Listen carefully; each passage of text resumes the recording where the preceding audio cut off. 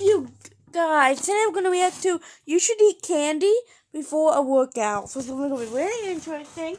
You're probably not supposed to eat candy before a workout. Probably not a good idea. We're gonna react to it. You know, see if it's on. I don't even know where to put the camera. Let's find somewhere to put it before we get started watching this reaction video. I mean, it's too long, okay? Oh, okay. Well, here might be a good idea. Has the camera turned on? Or just watch the video? Video. This year. Between all the energy drinks, spicy wings, and absurd amounts of Sprite, food theory has practically forced me to have to go and hit the gym. But here's a secret for you. Exercise kinda sucks. If only there was some other way. Ah, yes. Sour candy. Clearly that is the thing that'll solve all my exercise woes. Hello, Internet! Welcome to Food Theory, the channel that proves leaving a sour taste in your mouth can be a good thing. Today we're taking a closer look at one of TikTok's latest trends, eating candy at the gym. Yep, you heard that one right. Using candy to fuel your workouts. These little sour strips, best gym snack. Popped a couple of these bad boys on my way to the gym, and I'm already more awake than I was like 15 minutes ago. I've been seeing a bunch of videos on here about people using sour candy as pre-workout and saying that they get a better pump. I mean, I would think that most people go to the gym to work off the candy that they've eaten, but no, apparently not. According to bunches of people online, a handful of sweets is the secret way that they're able to get more out of their exercise.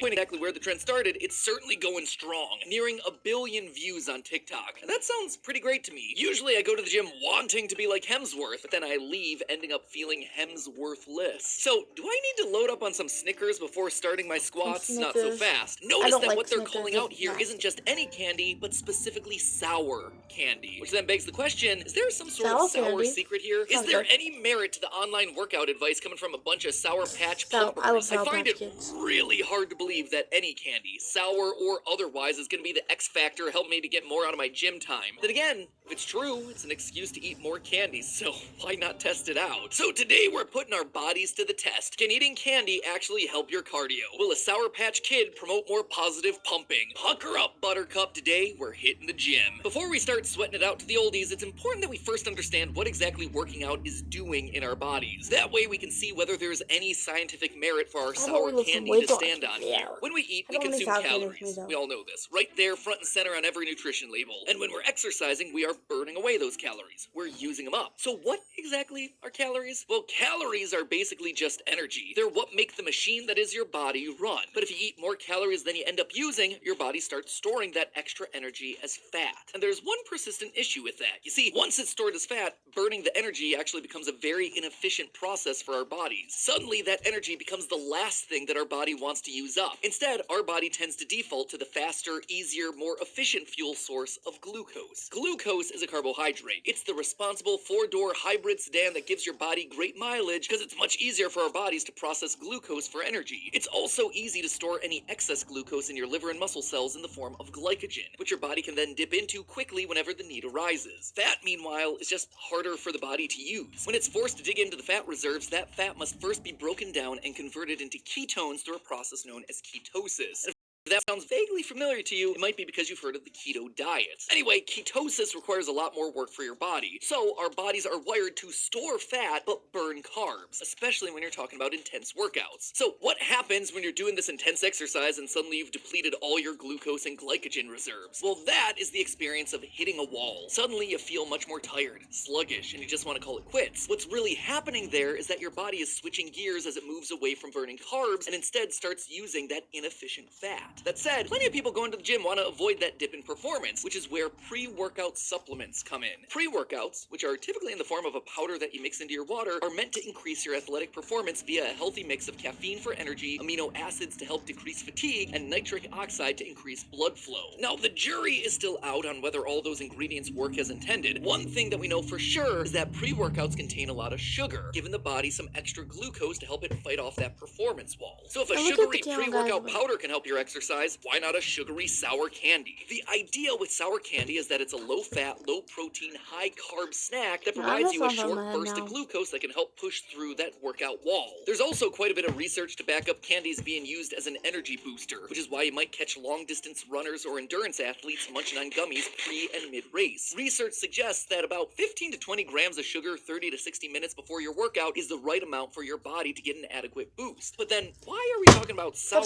candy in particular? Sure, it's delicious, and it's definitely more affordable than those pricey pre-workout supplements, but is there something else that's catapulting sour candy specifically to the forefront of the online fitness community? Maybe. When we put sour flavoring in our mouth, it releases the neurotransmitter serotonin, also known as the happy hormone. Serotonin does a lot of good stuff across our bodies. It helps with learning and memory while also helping to regulate body temperature, sleep, and hunger. So the idea here is that happy hormone plus sugary energy equals better workout, or at least that's the working theory. The working food theory, which means that it's now time for us to test it out. Or We're gonna watch that parlays on FanDuel. You can bet how your favorite players will do. With a keister like that, he should be backing guys down in the post like me.